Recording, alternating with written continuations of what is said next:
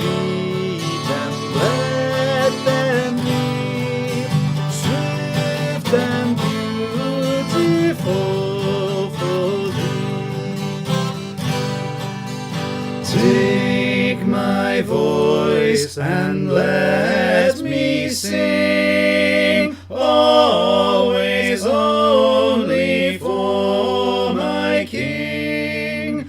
Take my lips and let them be filled with messages from thee. Take my silver and my gold, not a mite would I withhold. Take my intellect and use every part as thou shalt choose. Take my will and make it thine.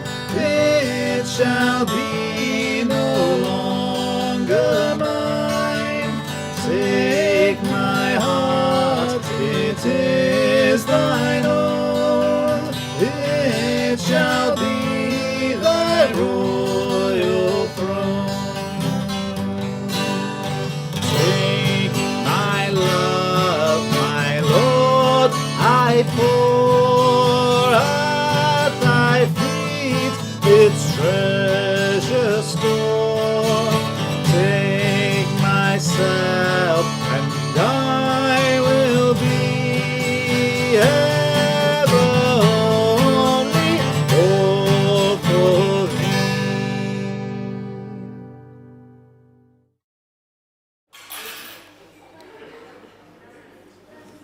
Okay, good evening everybody. It's 6 p.m. We are live on the Park End YouTube channel as well, so hello at home.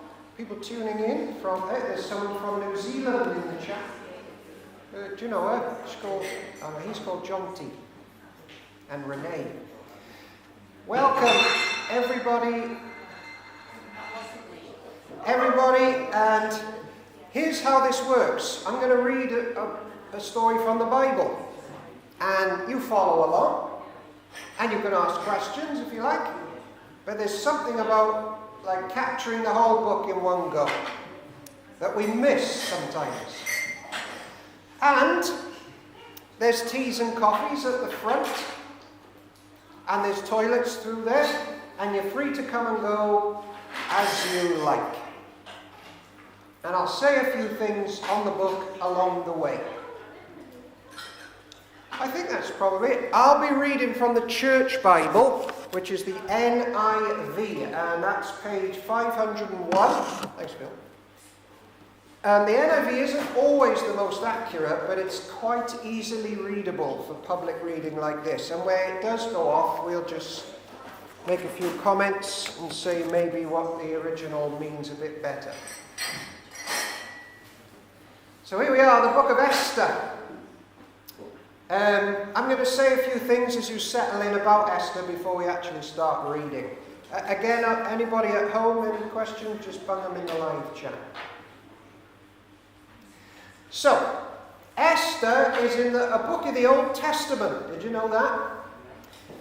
It's written probably 2,500 years ago. We don't know who the author is. Not really. Some people guess maybe it's Mordecai. We'll learn about him in a bit. But ultimately, God the Holy Spirit oversaw the writing of this book. And guess who isn't mentioned once in this book in the Bible? God. Which is interesting, because that means we're going to learn that God is still at work, even when he's not obviously clear to us. So that's one big lesson. Where's God? What's he doing? You'll learn a lot from Esther. The second big lesson, I think, is about where do we get our identity from and, like, purpose. Because women, well, a woman features in this book quite heavily.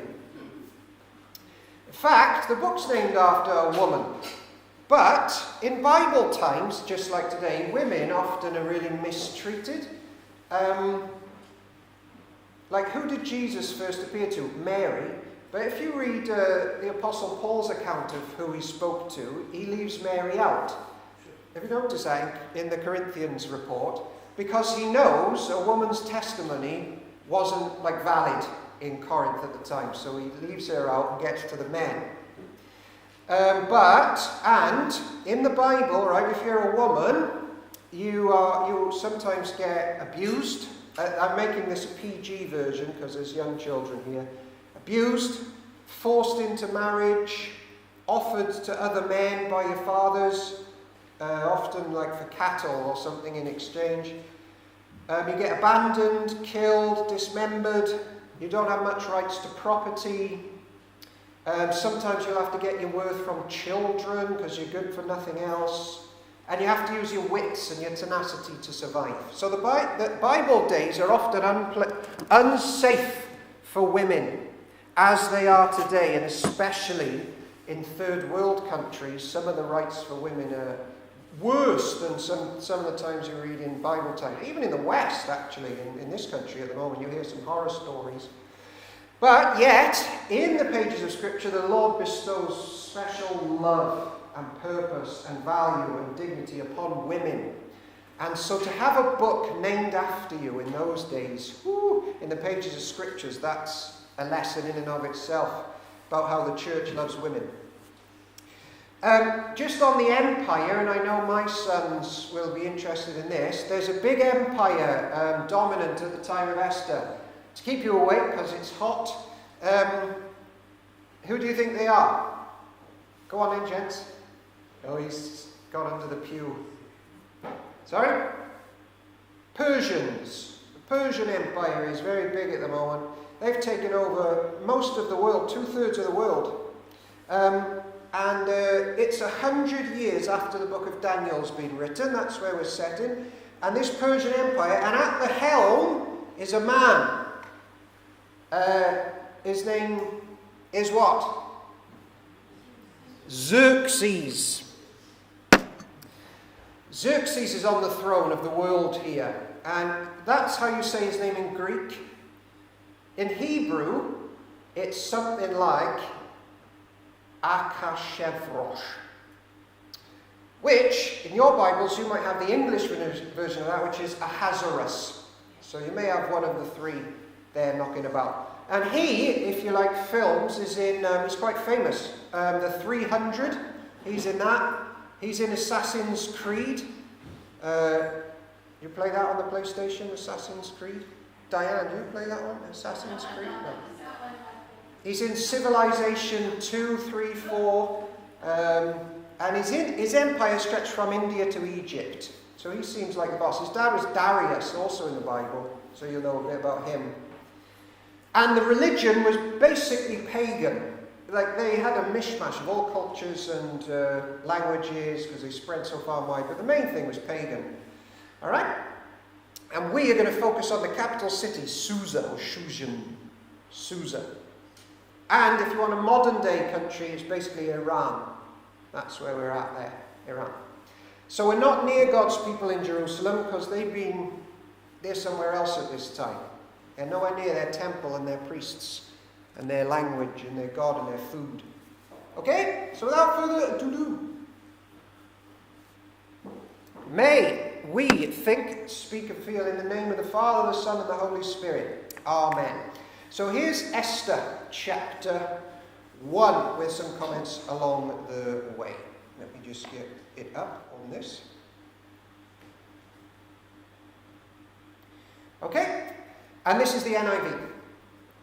This is what happened during the time of Xerxes. The Xerxes who ruled over 127 provinces stretching from India to Kush. At that time, King Xerxes reigned from his royal throne in the citadel of Susa. And in the 3rd year of his reign, he gave a banquet for all of his nobles and officials, the military leaders of Persia and Media, the princes and the nobles of the provinces were present. For a full 180 days, he displayed the vast wealth of his kingdom and splendor and the glory of his majesty. So he's a bit of a big head. He's called everyone to come and have a 180-day party of everything he's got going. When these days were over, the king gave a banquet lasting 7 days. So 6-month party's not enough. We'll do a 7-day one at the end as well. In the enclosed garden of the king's palace for all the people from the least to the greatest who were in the citadel of Susa. Right. I'm going to make a case near the start that Xerxes is trying to be God with his kingdom and empire. And there's a lot of complicated reasons why, but to summarize them, because this isn't a Bible study, the garden is emphasized. And the Persian Empire will have come into contact with the Israelite library because the Babylonians nicked it, and with Nebuchadnezzar. But these guys have nicked everything off the Babylonians. So Xerxes, and at least some of his officials, would be well versed in Hebrew scriptures. They have the ornaments, the equipments, and the scriptures. Okay? So the fact that the writer's saying there was a garden and it was 7 days with the creation story, and some other reasons later, we think that he's really laying himself up as the new God, the new kid on the block. Okay? The garden, now listen to this, because if you know Exodus, you'll know about these. The garden had hangings of white and blue linen, fastened with cords of white linen and purple material to silver rings on marble pillars. There were couches of gold and silver on a mosaic pavement of porphyry, marble, mother of pearl, and other costly stones. Now, if you've ever read Exodus, when the Lord appears, sometimes a lot of those materials are around the Lord. And it's just funny that he's decked out his palace like that as well. So we think he's trying to be God. Wine was served in goblets of gold, each one different from another. And the royal wine was abundant in keeping with the king's liberality. By the king's command, each guest was allowed to drink without restriction. For the king instructed all the wine stewards to serve each man what he wished. There you go, open bar, 6-month party, open bar, on the house. He basically says, you can have whatever you want.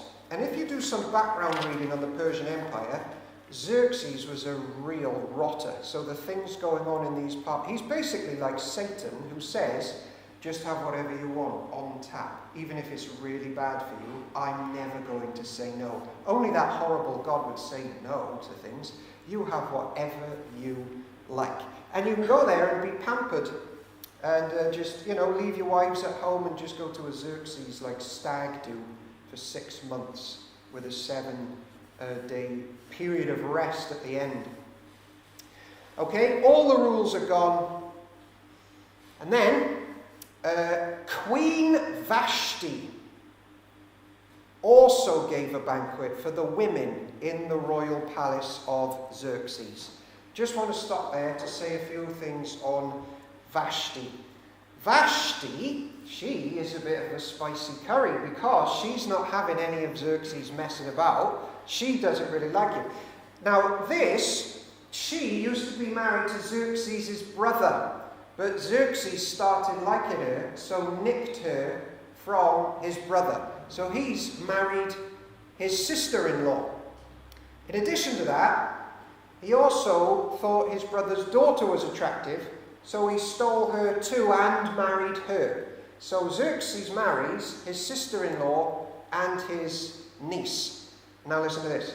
Herodotus, the great historian, says in the last 15 years of his life, Xerxes basically attended to no political matters. He was totally consumed with all the women he had a harem, is that how you say it? Harem, in his palace, and just got on with his sort of evil, sinful, selfish, abusive desires. That's how he spent his last 15 years. And Vashti means beautiful woman, which means he's given her that name because that's just like an object, isn't it? Your new name is object, beautiful woman. And he gets summoned. She gets summoned. All right? On the 7th day, when King Xerxes was high in spirits from wine, he commanded the 7 eunuchs who served him. Of course, he had eunuchs around him, so they don't take anyone off him.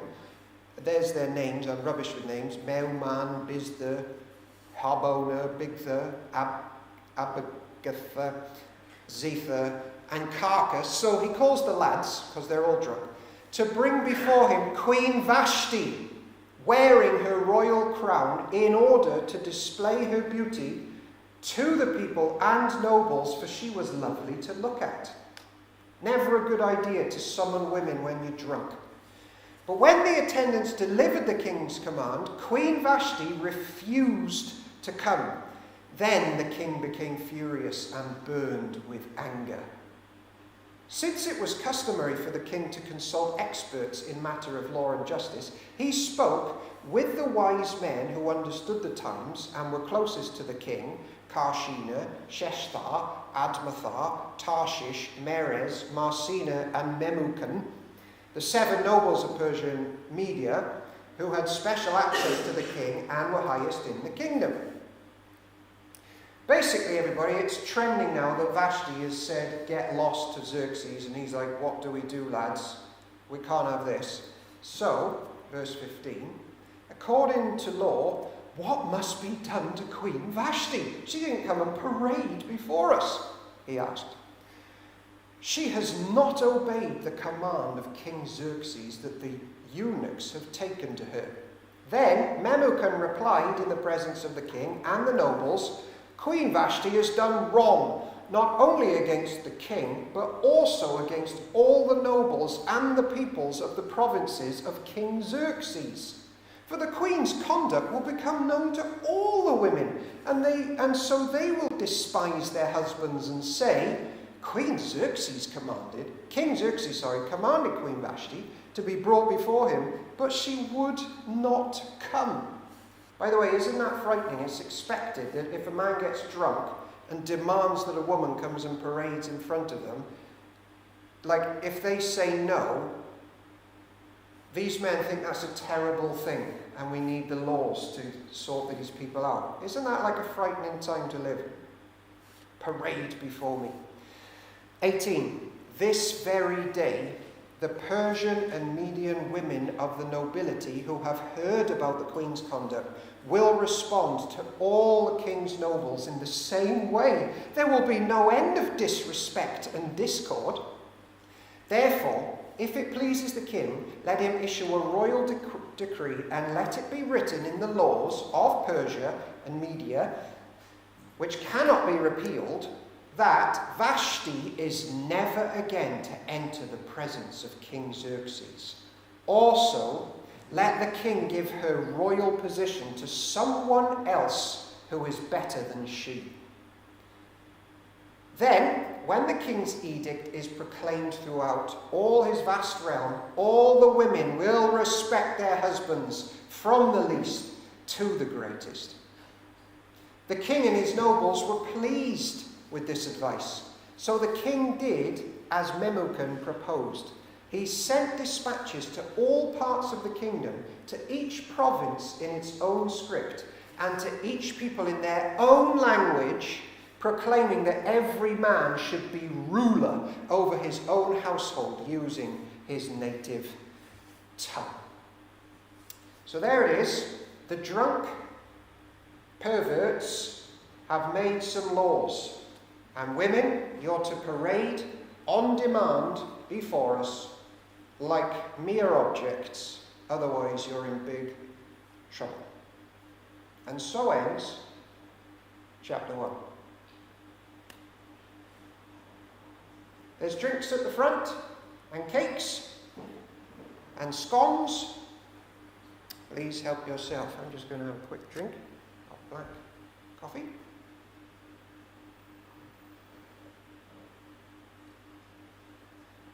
Masters of the house. Okay, chapter 2.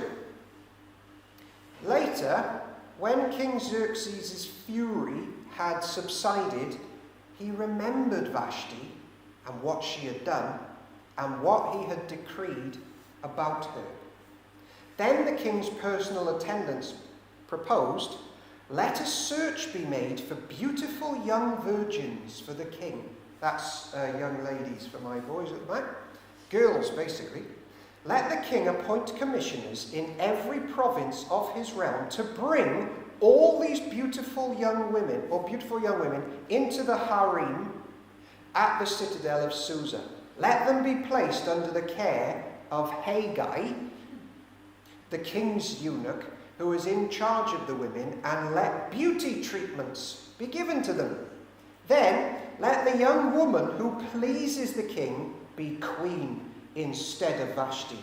This advice appealed to the king, and he followed it. I find that sad because at the start of this chapter, Xerxes has a moment of when you wake up the next morning and you have a realization of what you've done, and I think it's a real opportunity there for him to say sorry, but he doesn't. He goes back to the lads. Because, any man watching, boys don't say sorry, men say sorry, but I think Xerxes is a bit of a boy. He's a bit of a lad at the moment, isn't he? Only men say sorry. Silly little boys never say sorry. Okay? Now, there was in the citadel of... Oh, and picture it. The minibuses go out. All of the girls are taking off the parents. Why? Because a big long queue of them is to be formed for this sort of X Factor competition, because the king wants a new young wife. And they're just snatched away. You can read about it in the history books. They're just taken to the king. And if they're rejected, they stay in the palace. They don't go home. They stay in the palace forever as rejects together in this harem. But he picks one with her. Like young girls' lives are being ruined by perverts in this book. Now there was in the citadel of Susa a Jew of the tribe of Benjamin named Mordecai, son of Jair, the son of Shimei, the son of Kish, who had been carried into exile from Jerusalem by Nebuchadnezzar, king of Babylon, among those taken captive with Jehoiachin, king of Judah. He probably should have gone back, because by this time many of them had. We don't know why he doesn't, but he's still there. Right? Draw your own conclusions why they didn't go back with the rest of the church. Had he become comfortable in Persia? Don't know. Am I being unfair there? Don't know. Was he into the Persian wealth, the food, the culture? Don't know. You'll have loads of opinions on the book of Esther. Mordecai had a cousin. You might have a different word for cousin there, but most translations these days go for cousin. Named Hadassah, whom he had brought up because he had neither father nor mother. This woman, who was also known as, should we say it out together? Esther. Well done, Levi. Beautiful. She had a lovely figure and was beautiful. Mordecai had taken her as his own daughter when her father and mother died. A couple of words on Mordecai. He's a member of the ancient church of Israel. He's from the tribe of Benjamin, so that's the line of King Saul, famous people. His granddad was Kish, and they'd been taken by Nebuchadnezzar into Babylon. Xerxes is now over Persia. We don't know why he went back. Okay? Esther. Or shall I say a bit on her in a bit?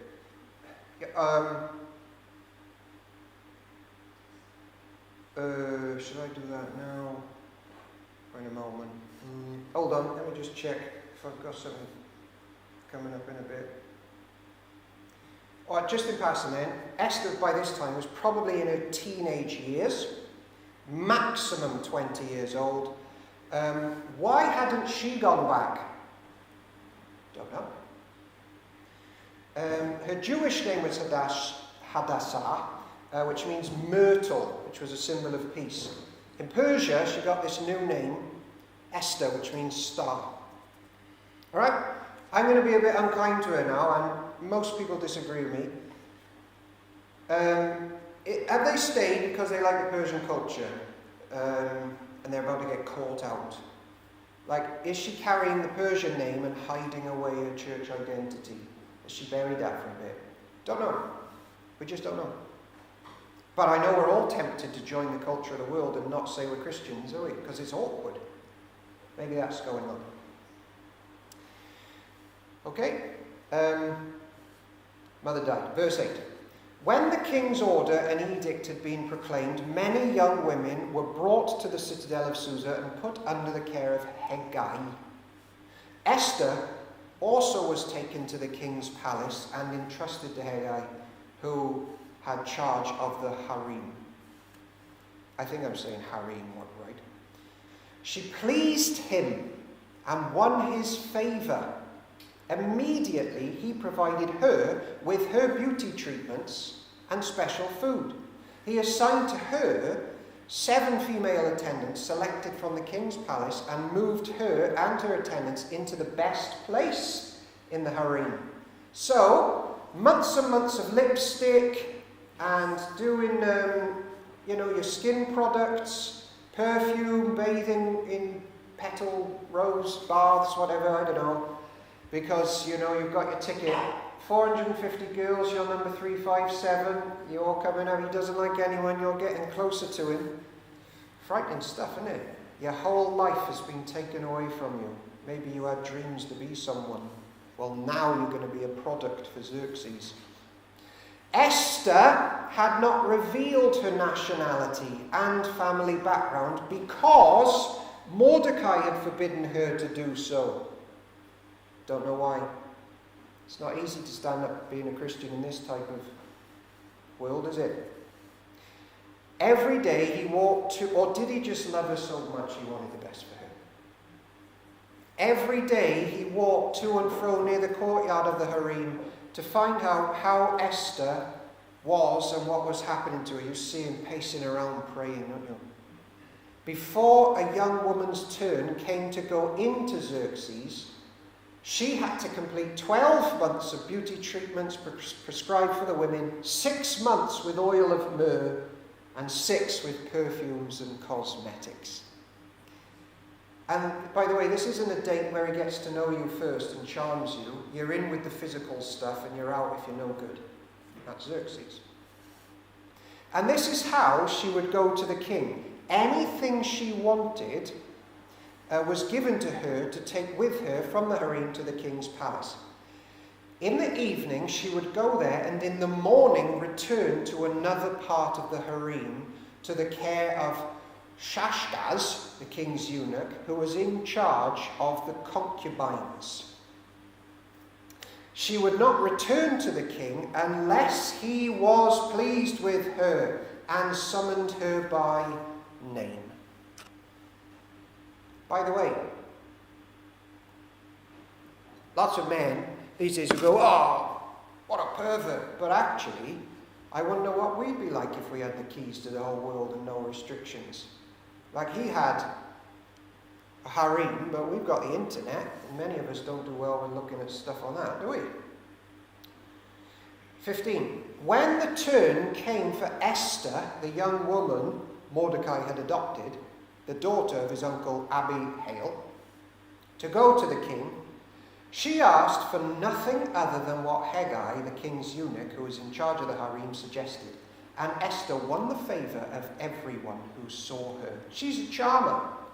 She's a charmer. And the Lord Jesus tells us to be charming in some ways, doesn't he? Winsome and polite and kind. Do unto others. So maybe she's one of those. She was taken to King Xerxes in the royal residence in the 10th month, the month of Tebeth, in the 7th year of his reign. Now, the king was attracted to Esther more than to any of the other women, and she won his favour and approval more than any of the other virgins.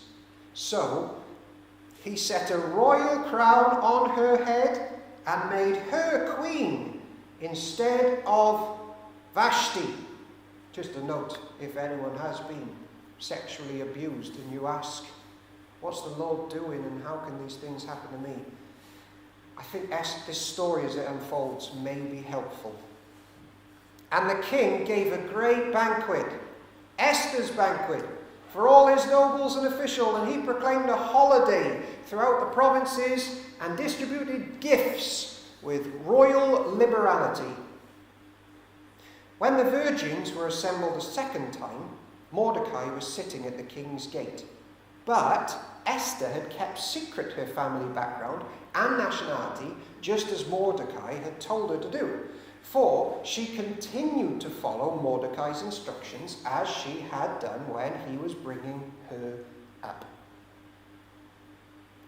During the time Mordecai was sitting at the king's gate, Bigthana and Teresh, two of the king's officers who guarded the doorway, became angry and conspired to assassinate King Xerxes.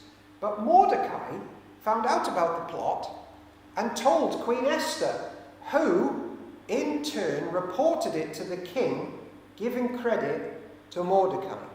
And when the report was investigated and found to be true, the two officials were impaled on poles. All that was recorded in the book of the annals in the presence of the king. In the sovereignty of God, my friends, Esther is appointed queen. And in the sovereignty of God, Mordecai overhears a plot that Xerxes is going to be assassinated. The plot is foiled, and we'll pause there for now. I think it was Spurgeon that said, when you can't trace the Lord's hand, you can still trust his heart. Chapter 3, there's teas and coffees and scones with strawberries on. Strawberries, who's going to go back? Levi, go on then, Levi, lead the way. Up you go, well done, Nick.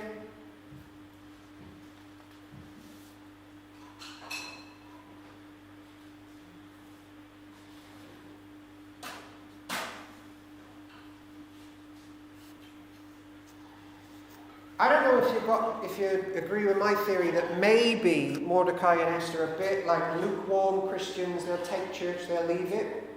We're going to see that she really changes. So if you have been, like me, often cold towards God and church, the story of Esther shows that we can all change. But I may be reading Mordecai and Esther wrong. Because in other ways, she's very brave. Very, very, very brave.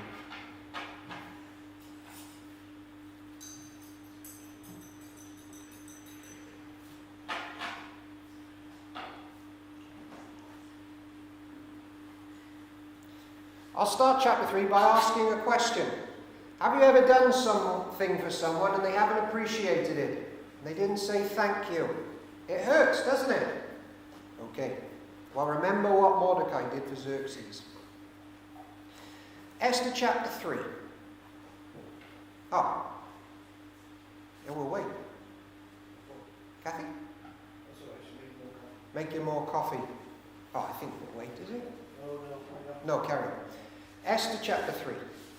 After these events, King Xerxes honoured, you'd think, Mordecai, Haman, son of Hammedatha, the Agagite, elevating him and giving him a seat of honour higher than that of all the other nobles.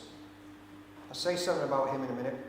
All the royal officials at the king's gate knelt down and paid honour to Haman, for the king had commanded this concerning him. But Mordecai would not kneel down or pay Haman any honour. A word on Haman. He would probably fall under the category of a psychopath. Okay? He was an Agagite, And the Agagites, their king, they were like the Amalekites. Agag was the king of the Amalekites. They were like horrible church haters in the days of Moses and a lot of the Old Testament. 100 years, there's been a lot of conflict, but a lot of the ones were, when the Israelites left Egypt, they were going through the desert, and the Amalekites showed up in the wilderness and just started killing Israelites, the weak ones at the back, like women and children. And that was so evil that the Lord passed judgment on them, that as a people they had to be wiped out and judged instantly. But Israel didn't do it properly. So there's always this tension between them and the Amalekites. 400 years later, Saul was reminded by Samuel to finish off the job, and he doesn't do it properly as well. You might remember that one. But one commentator, I'll just read verse 5 and 6, and we'll say one more thing about Haman. When Haman saw... Oh wait, where did I get to? Verse 4. 3. Then the royal officials at the king's gate asked Mordecai, "Why do you disobey the king's command?" Day after day they spoke to him, but he refused to comply. Therefore they told Haman about it to see whether Mordecai's behavior would be tolerated, for he had told them he was a Jew. Incidentally, I think this is the first book where Israelites are called Jews. I think it's after the exile period that they're first called Jews. When Haman saw that Mordecai would not kneel down or pay him honor, he was enraged. Yet, having learned who Mordecai's people were, he scorned the idea of killing only Mordecai. Instead, Haman looked for a way to destroy all Mordecai's people, the Jews, throughout the whole kingdom of Xerxes. Haman hates people who don't bow down to him. What are those people called? Proud. Who does God resist? The proud. One commentator says this: Haman essentially becomes the first Hitler. This is a plot for genocide. He's going to destroy an entire community of people, primarily because they're God's covenant people. Okay? So there's nothing new under the sun, because someone else tried that. It's been tried multiple times, and in our recent history, in the 1930s. Okay? What I get to now? 7? In the 12th year of King Xerxes, in the first month, the month of Nisan, the pur, that is, the lot, was cast in the presence of Haman to select a day and month. And the lot fell on the 12th month, the month of Adar. So picture it, right, when we're going to murder all the Jews, let's gamble, cast a lot. They're probably praying to their pagan demon gods to help them cast the die, and it falls on the month of Adar. Then Haman said to King Xerxes, "There is a certain people dispersed among the peoples in all the provinces of your kingdom who keep themselves separate. Their customs are different from those of all other people, and they do not obey the king's laws. It is not in the king's best interest to tolerate them. If it pleases the king, let a decree be issued to destroy them, and I will give 10,000 talents of silver to the king's administrators for the royal treasury." Good night, boys.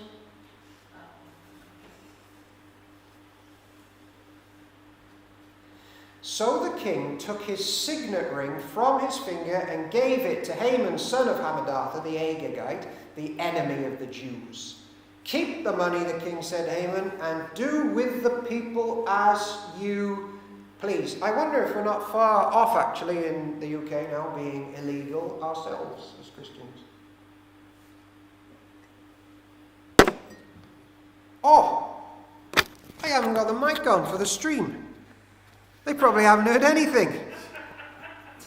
Hey, sorry everyone at home. Right, Esther chapter 1. Oh, gutted. Oh well. They may have picked something up in the background because this is amplified. We can hear you, all right? You can? All right. Okay. So, oh yeah, where did I get to now, Phil? 12, is it? Yeah.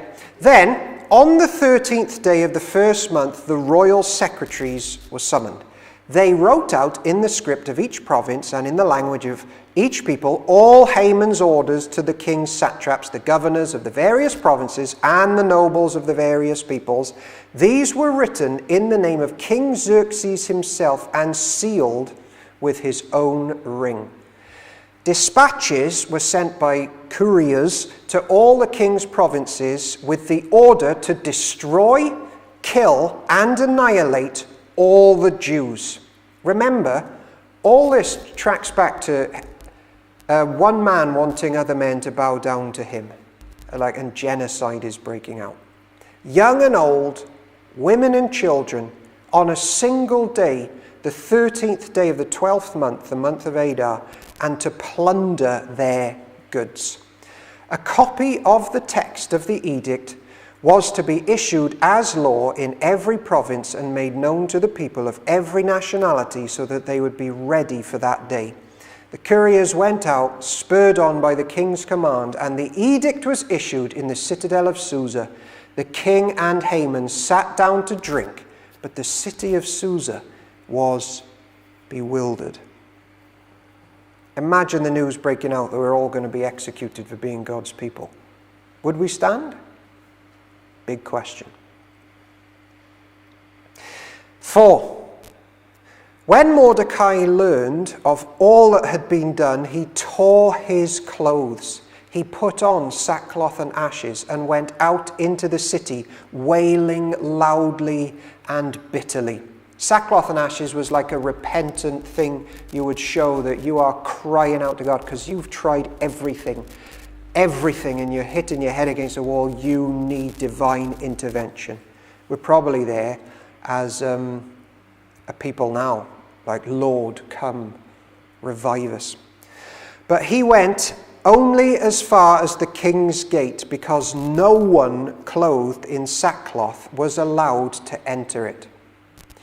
In every province to which the edict and order of the king came, there was great mourning among the Jews, with fasting, weeping, and wailing, and many lay in sackcloth and ashes. When Esther's eunuchs and female attendants came and told her about Mordecai, she was in great distress. She sent clothes for him to put on instead of his sackcloth, but he would not accept them. Then Esther summoned Hathach, one of the king's eunuchs assigned to attend her, and ordered him to find out what was troubling Mordecai and why. I guess Xerxes wasn't very communicative to his wives because she doesn't know what's going on.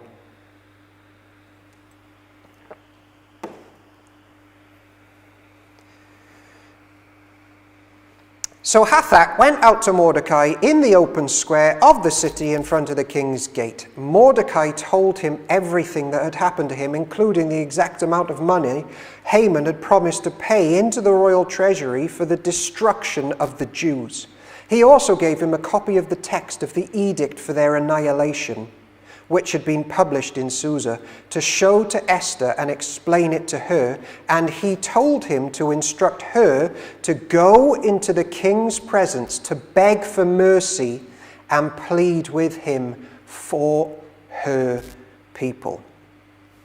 I don't know if they used to be lukewarm Christians enjoying a bit of the worldliness in Persia, but right now crunch time has come for both of them to reveal fully that they are trusters of the living God. Big moment. Hathach went back and reported to Esther what Mordecai has said.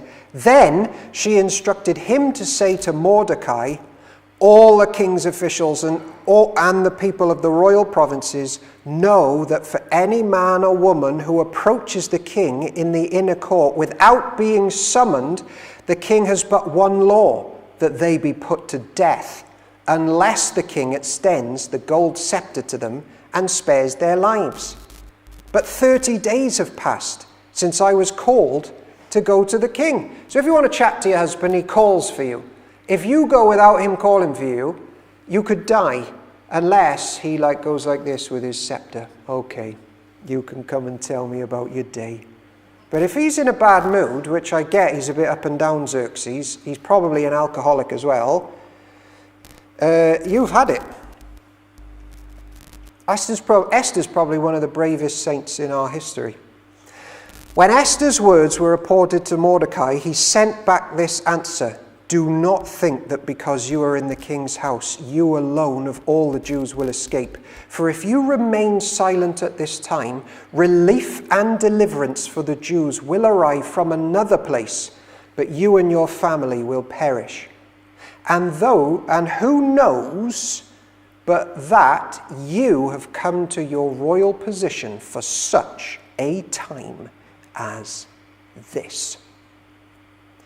Then Esther sent this reply to Mordecai: "Go, gather together all the Jews who are in Susa and fast for me. Do not eat or drink for 3 days, night or day. I and my attendants will fast as you do. When this is done, I will go to the king, even though it is against the law. And if I perish, I perish."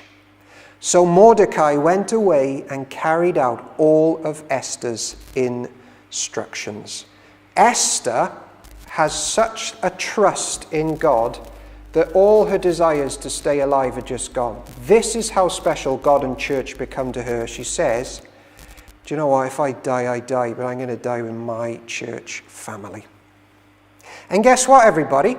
I'm here to tell you, if you trust in the Lord, you might have a really miserable life and everything might go wrong. You might even die. John the Baptist had his head chopped off. But you can get to the place where you say, "It doesn't matter, because all I want is him." That's a good place to be. Chapter 5. There's 10, by the way. And 10 only has 4 verses, I think. On the 3rd day. That's significant, but I won't go into why. Esther put on her royal robes and stood in the inner courts of the palace, in front of the king's hall. The king was sitting on his royal throne in the hall facing the entrance. When he saw King Esther standing in the court, it's touch and go now, how's he going to be? Was pleased with her and held out to her the gold scepter that was in his hand. So Esther approached and touched the tip of the scepter. Then the king asked, "What is it, Queen Esther? What is your request? Even up to the half of the kingdom, it will be given to you." He's in a really good mood. "If it pleases the king," replied Esther, "let the king, together with Haman, come today to a banquet I have prepared for him." That's clever. She didn't come out with it right away. She's going to give him some nice food. If your men are grumpy in your lives, feed them. You'll get what you want then. Verse 5. "Bring Haman at once," the king said, "so that we may do what Esther asks." So the king and Haman went to the banquet Esther had prepared. By the way, very quickly, sometimes someone asks me a question about the Bible and it's controversial, and sometimes you get the sense now's not the time to do it. I'll meet you next week when things are a bit calmer. We'll have a coffee and a meal. We'll talk then. I think Esther's doing that. There's a place for that, isn't there? Read the room, so to speak. 6. Did I finish 5? So the king and Haman went to the banquet Esther had prepared. 6. As they were drinking wine, she knows he likes wine. Get the wine in there. The king again asked Esther, "Now, what is your petition? It will be given you. And what is your request? Even up to half of the kingdom, and it will be granted." Esther replied, "My petition and my request is this. If the king regards me with favor, and if it pleases the king to grant my petition and fulfill my request, let the king and Haman come tomorrow to the banquet I will prepare for them. Then I will answer the king's question." Again, we can only read there. She's reading the room. Now's not the time.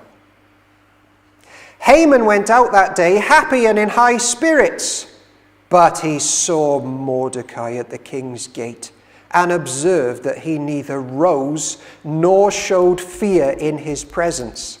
he was filled with rage against Mordecai. I love Mordecai now because Mordecai is so trusting in the Lord. There's no fear in his eyes when, like, Hitler's standing in front of him. That's the place we can get to. No fear of man.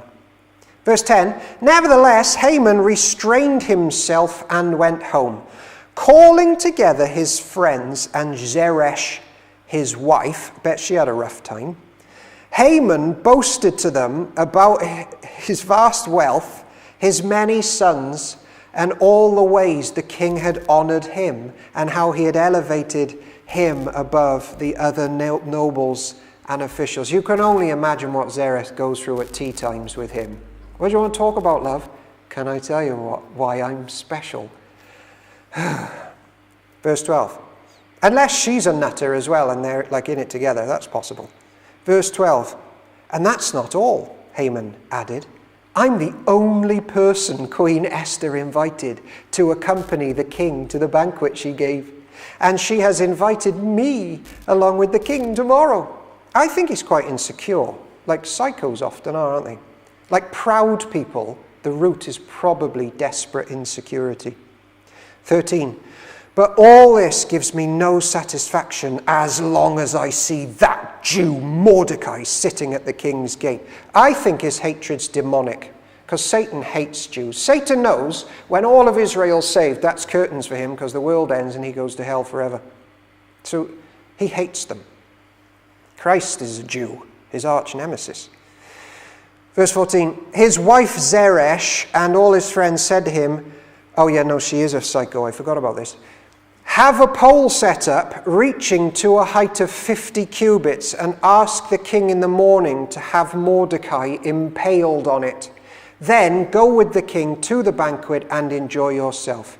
This suggestion delighted Haman, and he had the pole set up.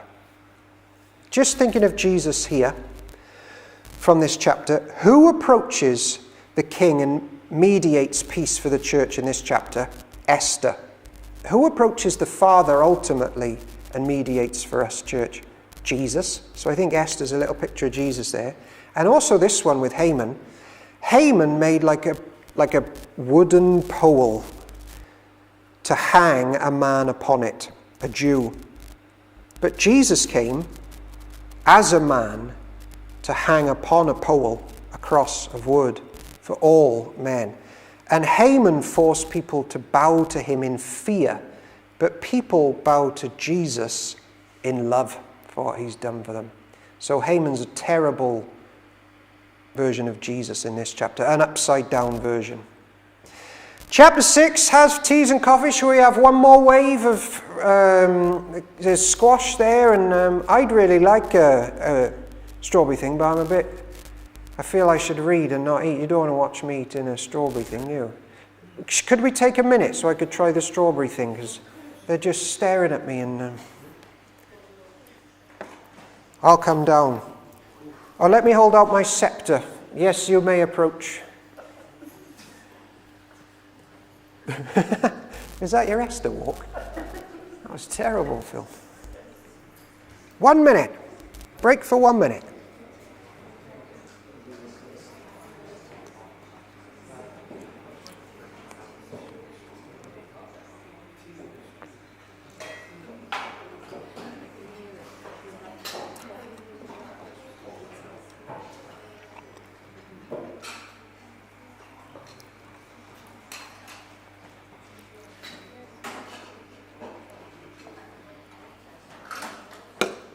Wow, that was the best thing ever.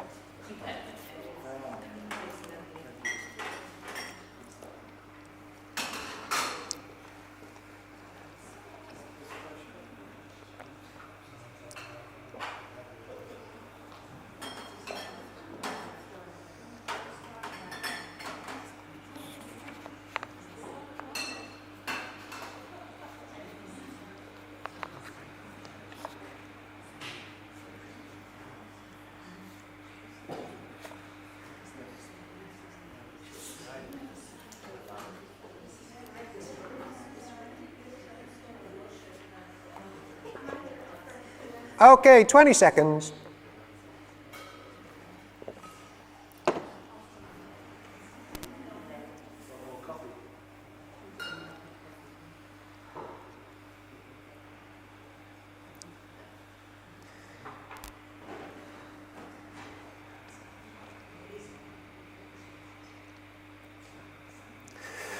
All right. Welcome back. Oh, have we still got a few people to return? Yep, there's 1, 2, 3 coming in at the back. One's laying down. Hey.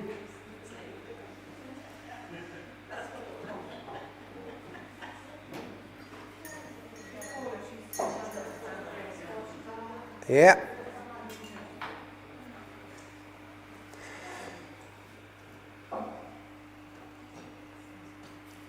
Right, is there anyone still not back? We ready to rock? Chapter 6. Now, who likes bedtime stories when you can't sleep?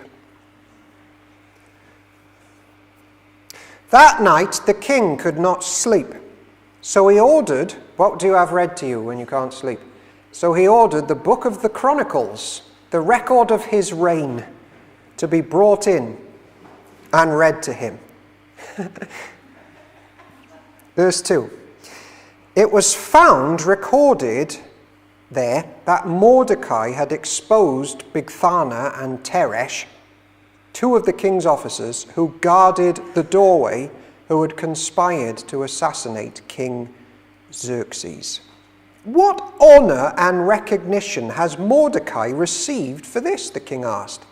Nothing has been done for him, his attendants answered. The king said, who is in the court?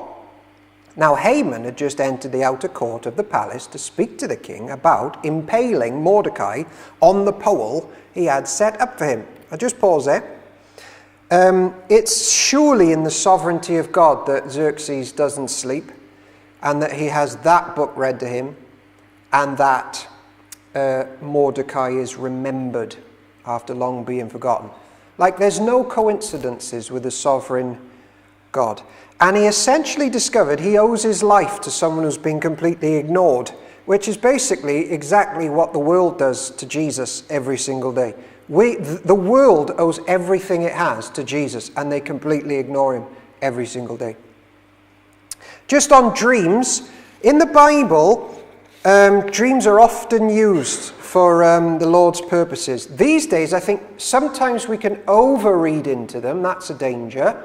But other times we can completely ignore them. I think that's a danger as well.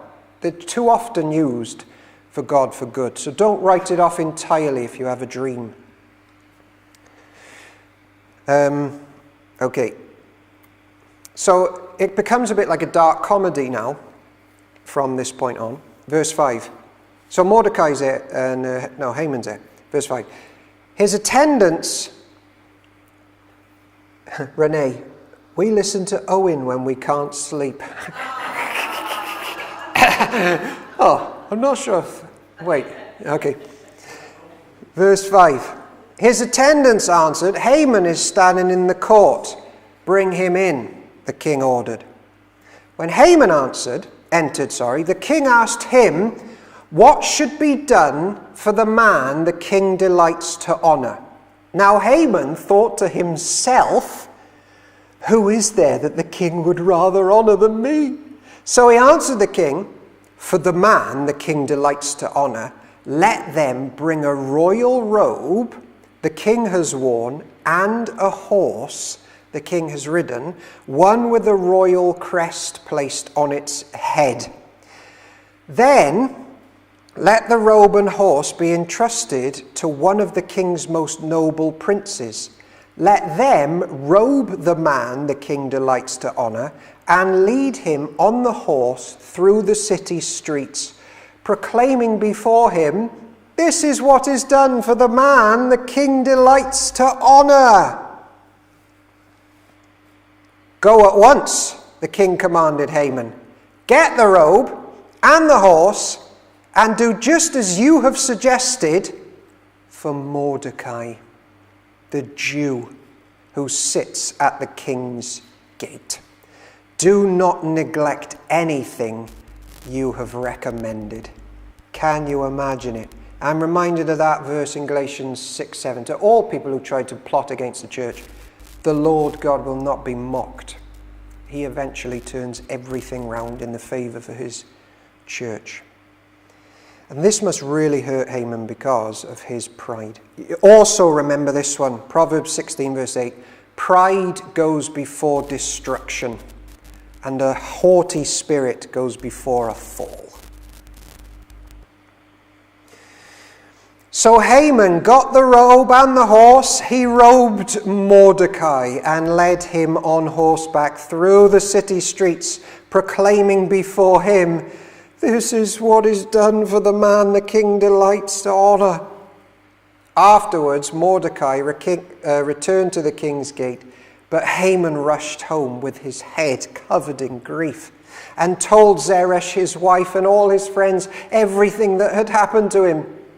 His advisers and his wife Zeresh said to him, "Since Mordecai, before whom your downfall has started, is of Jewish origin, you cannot stand against him. You will surely come to ruin." While they were still talking with him, the king's eunuchs arrived and hurried Haman away to the banquet Esther had prepared. This is going to be an awkward meal, isn't it?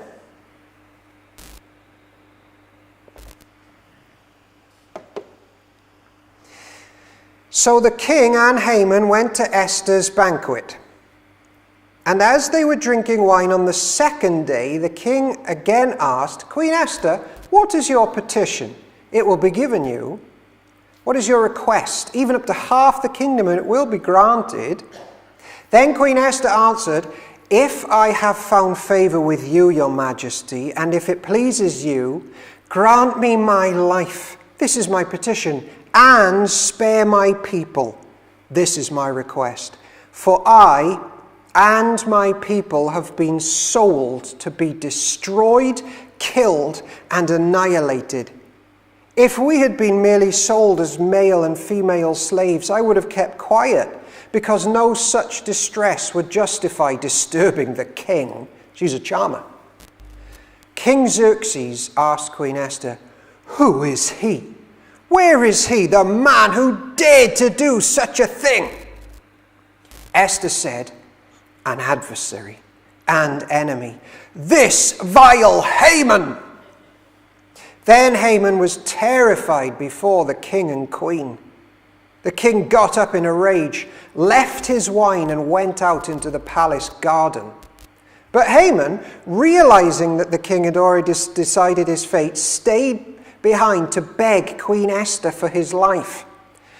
Just as the king returned from the palace garden to the banqueting hall, Haman was falling on the couch where Esther was reclining. The king exclaimed, "Will he even molest the queen while she is with me in the house?" As soon as the word left the king's mouth, they covered Haman's face. So he's like, "Get off my..." He just stumbles on her. "Get off my wife." Why is he angry? I don't think he loves her, because he also loves loads of prostitutes. I'm with one commentator that says he doesn't cherish his wife. He's not trying to protect his wife, but his wife is an extension of his kingship, and someone who would plot against her makes him look bad. So I'm with the guys that think, even for Xerxes, this is about male pride and image and dignity and self-interest. But in the book by book, in there are little commentaries by Paul Blackham, he makes this great point. Xerxes couldn't bear his bride being molested, and Jesus can't handle his bride being manhandled either. He's going to deliver his bride, the church. So Xerxes there, a little picture of Jesus himself. In a funny way. Where did I get to? Verse 9. Then Harbona, one of the eunuchs attending the king, said, "A pole reaching to a height of 50 cubits stands by Haman's house. He had it set up for Mordecai, who spoke up to help the king." The king said, "Impale him on it." So they impaled Haman on the pole he had set up for Mordecai. Then the king's fury subsided. Esther chapter 8, 2 left, everybody. Well, 2 and a bit. One person says, our God, the living God, is a God of the last minute and the darkest hour. So check this out. That same day, King Xerxes gave Queen Esther the estate of Haman, the enemy of the Jews, and Mordecai came into the presence of the king, for Esther had told how he was related to her. The king took off his signet ring, which he had reclaimed from Haman, and presented it to Mordecai, and Esther appointed him over Haman's estate. I think it's Ephesians chapter 1 that says, in the end, everybody goes under the feet of Christ and his church. Verse 3, Esther again pleaded with the king, falling at his feet and weeping. She begged him to put an end to the evil plan of Haman the Agagite, which he had devised against the Jews. Then the king extended the gold scepter to Esther, and she arose and stood before him. If it pleases the king, she said, and if he regards me with favor and thinks it the right thing to do, and if he is pleased with me, let an order be written overruling the dispatches that Haman, son of Hammedatha the Agagite, devised and wrote to destroy the Jews in all the king's provinces. For how can I bear to see disaster fall on my people? How can I bear to see the destruction of my family? She's very winsome. She gives pleasantries. She speaks well to the person. So I think there's a lesson there not to be hostile to people and rude. Do unto others as you would have them do unto you. That's Matthew 7. Honor one another above yourselves. That's Romans 12. And here's Philippians 2. In humility, consider others better than yourselves. I think she's doing that. King Xerxes replied to Queen Esther and to Mordecai the Jew, because Haman attacked the Jews, I have given his estate to Esther, and they have impaled him on the pole he set up. Now write another decree in the king's name on behalf of the Jews, as seems best to you, and seal it with the king's signet ring. For no document in the king's name and sealed with his ring can be revoked. At once the royal secretaries were summoned on the 23rd day of the 3rd month, the month of Sivan. They wrote out all Mordecai's orders to the Jews and to the satraps, governors, and nobles of the 127 provinces stretching from India to Cush. These orders were written in the script of each province and in the language of each people, and also to the Jews in their own script and language. Mordecai wrote in the name of the king Xerxes, sealed the dispatches, and with the king's signet ring, and sent them by mounted couriers who rode fast horses especially bred for the king. The king's edict granted the Jews in every city the right to assemble and protect themselves, to destroy, kill, and annihilate the armed men of any nationality or province who might attack them and their women and children, and to plunder the property of their enemies. The day appointed for the Jews to do this in all the provinces of King Xerxes was the 13th day of the 12th month, the month of Adar. A copy of the text of the edict was to be issued as law in every province and made known to the people of every nationality, so that the Jews would be ready on that day to avenge themselves on their enemies.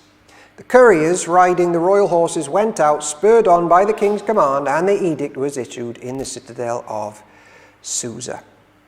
When Mordecai left the king's presence, he was wearing royal garments of blue and white, a large crown of gold, and a purple robe of fine linen. And the city of Susa held joyous celebrations. For the Jews, it was a time of happiness and joy, gladness and honor. In every province and in every city to which the edict of the king came, there was joy and gladness among the Jews, with feasting and celebrating, and many people of other nationalities became Jews because fear of the Jews had seized them. So, if you're suffering, it's often not as clearly resolved as this issue in our lifetime. But it is always resolved for God's people. One day, so cling on to Christ. Johnny Erickson Tada, who I always call my friend, but I'm not sure she would see it that way. She's a Christian. She's been a quadriplegic since her teenage years. She's suffered, and she's suffering now. I had an email from her team last week about what she's going through now. And she says, what is heaven on earth? A pain-free life? A debt-free life? No, it's finding Jesus in your hell.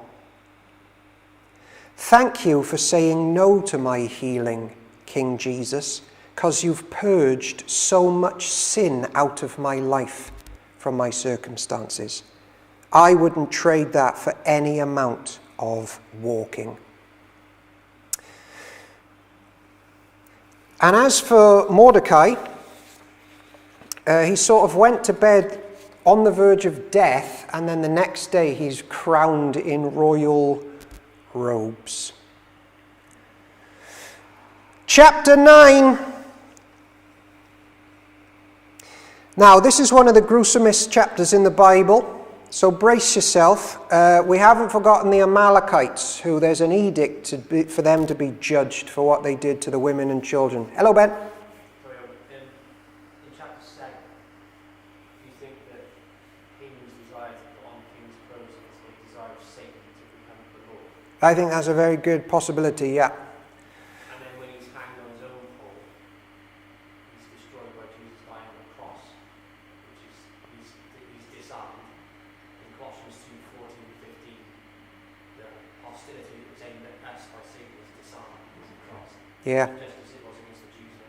Yeah, I think that's a very visual, this is a very visual picture of that Colossians chapter. Yeah. And, Hitler met a demise in quite a similar way, as well. Chapter 9, bloodiest chapter, one of the most bloody chapters. Here, I'm going to help you now if you start reeling with the blood in this chapter.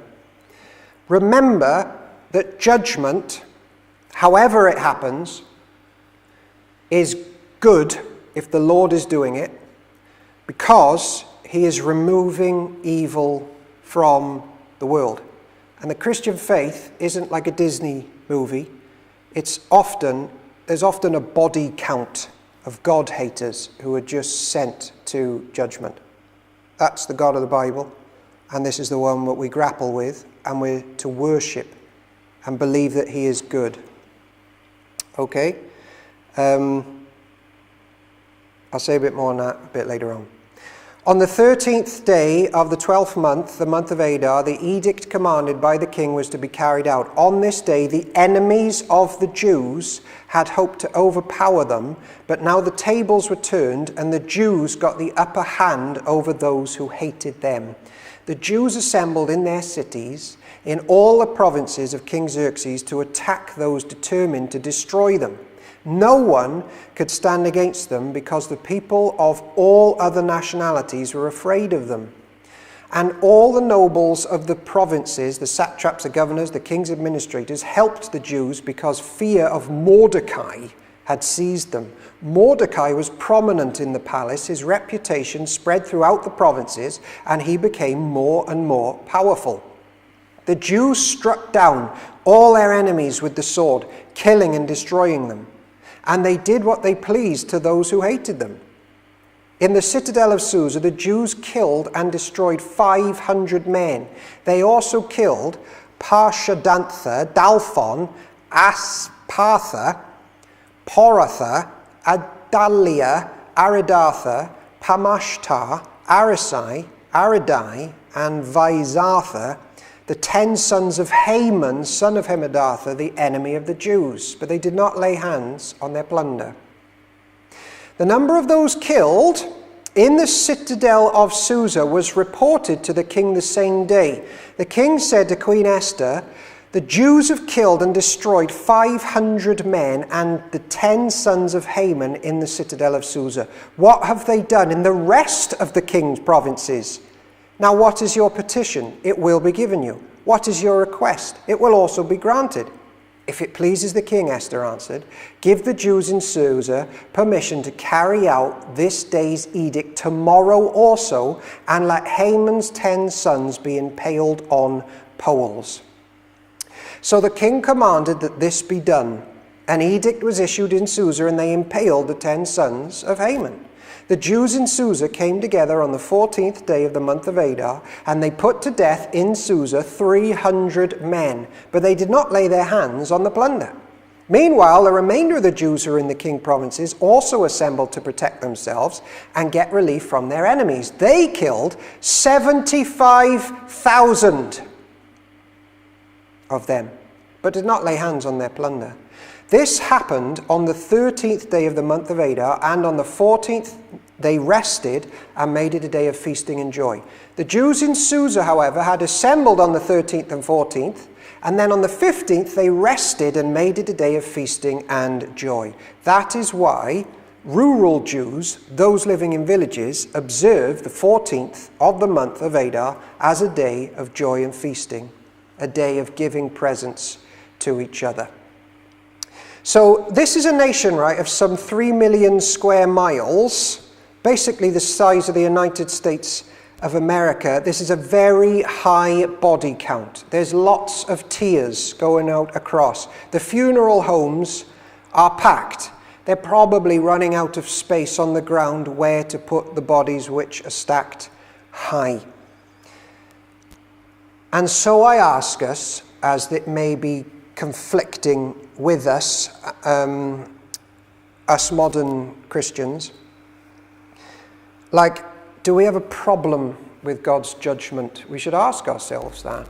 Are we ashamed of it? I wonder, have we forgotten the sinfulness of sin? And therefore, twinned with that, we forget that we all deserve judgment. And the only reason we will not be judged is because there has been one who's been judged for us. That is a very unpopular message and view of God, even in churches at the moment in the modern age. And you might say, I thought this was a God of peace. I think the biblical answer, and this will be offensive, to that is, he is a God of peace after he destroys his enemies. And what's left is peace. Now, I don't think there's a way around that if you want to be a biblical-based believer. There's a verse in Romans, and it says this: behold the kindness and severity of God. We're not to trifle with the living God who takes judgment very seriously. Mordecai recorded these events, and he sent letters to all the Jews throughout the provinces of King Xerxes, near and far, that they should celebrate annually the 14th and 15th day of the month of Adar, as the time when the Jews got relief from their enemies, and as the month when their sorrow was turned into joy and their mourning into a day of celebration. He wrote to them to observe the days as days of feasting and joy, and giving presents of food to one another and gifts to the poor. So the Jews agreed to continue the celebration they had begun, doing what Mordecai had written to them. For Haman, son of Hammedatha the Agagite, the enemy of all the Jews, had plotted against the Jews to destroy them, and had cast the pur, that is, the lot, for their ruin and destruction. But when the plot came to the king's attention, he issued written orders that the evil scheme Haman had devised against the Jews should come back onto its own head, and that he and his sons should be impaled on poles. Therefore, these days were called Purim, from the word pur, because of everything written in this letter, and because of what they had seen and what had happened to them. The Jews took it on themselves to establish this custom, that they and their descendants and all who join them should, without fail, observe these 2 days every year, in the way prescribed and the time appointed. At the time. These days should be remembered and observed in every generation by every family and in every province and in every city, and these days of Purim should never fail to be celebrated by the Jews, nor should the memory of these days die out among their descendants. So Queen Esther, daughter of Abihail, along with Mordecai the Jew, wrote with full authority to confirm this second letter concerning Purim. And Mordecai sent letters to all the Jews in the 127th province of Xerxes' kingdom, words of goodwill and assurance to establish these days of Purim and their designated times, as Mordecai the Jew and Esther, Queen Esther, had decreed for them, and as they established for themselves and their descendants in regard to the times of fasting and lamentation. Esther's decree confirmed these regulations about Purim, and it was written down in the records. So there you are. That's why Jews even today celebrate the feast of Purim, but you don't read about it in the days of Moses because it wasn't there yet. One or two final comments on that one. And remember, poor Lot, that was when Haman was deciding how to eradicate God's people. He was basically calling on the demon gods to give him a date to commit genocide. What did he forget? That God owns the dice. And here's Proverbs 16 verse 33. The lot is cast into the lap, but its every decision is from the Lord. You cannot out-scheme or spoil the Lord's plans. And just on their feast today, right, because you might know some Jews. So the Jews still keep this routine today, and Purim is celebrated, but it's a really interesting thing to study and watch happen. It's kind of become a bit like a Halloween costume party. So they get dressed up and they go to the synagogue or the temple, and the entire story of Esther's read, a bit like now. And when Haman's name is mentioned, they like hiss and they jeer and they make all sorts of kind of noise, and it's really interactive and gets quite loud, and it's really different from their other types of services in the synagogues. But people I know, and there are some experts in the room, I know this, so I might be wrong, but people I know say, but it's sort of lacking, like in reality. It can be more of a party. And I just do wonder how often we can just fall into routine.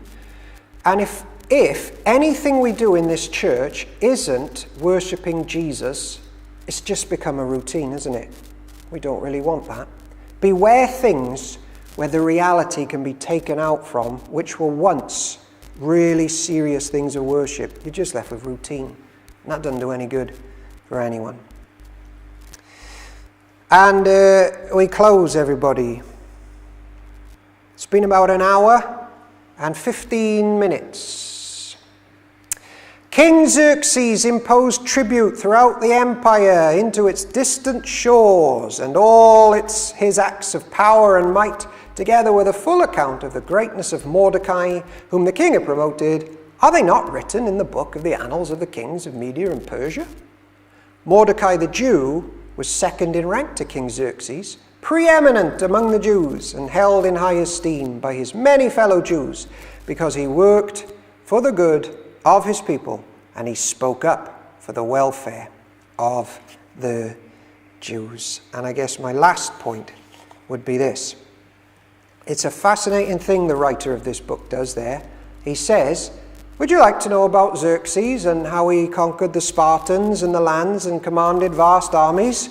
Well, that's in another book. This one is about the Jews and God's love and keeping power for them in difficult times. Because that is all that matters. In the end, the Lord keeps his church. So I do hope something from this book resonated with something we're going through in our lives, perhaps shaped our view of God in a different way.